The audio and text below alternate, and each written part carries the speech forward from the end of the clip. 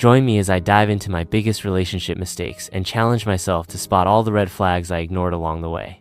I've been there, head over heels in love, thinking that everything is perfect. And then, somehow, reality hits you like a ton of bricks. We all know how it feels to be blinded by love, but ignoring those little voices in the back of your head that tell you something's off can lead to some serious heartaches. I remember being in a relationship where my partner would constantly cancel plans at the last minute, and when I tried to talk about it, they'd just brush it off, saying I was being too sensitive. Looking back, that was a huge red flag. They were prioritizing their own needs and desires over mine, and I was just letting it slide, thinking that love would conquer all. But there were more signs, and I ignored them all. They'd get defensive when I asked questions about their past, and they'd make jokes about my friends and family. I wrote it off as them being quirky and fun, but really, they were just trying to control the narrative and isolate me. It's crazy how we can be so caught up in the romance of it all that we forget to pay attention to the little things.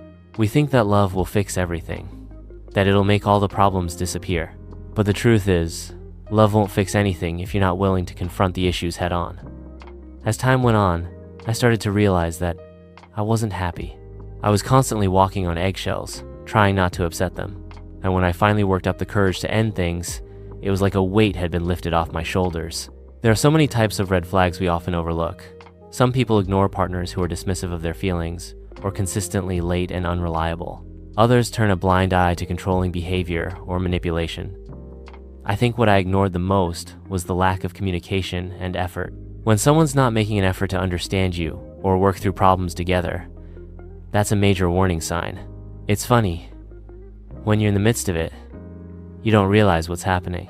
You think that everyone else is just being dramatic, or that you're the only one who's really in love.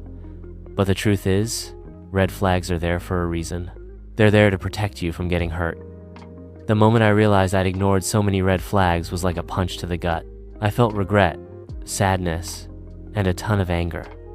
I wish I could go back and tell myself to wake up, to see the signs for what they were.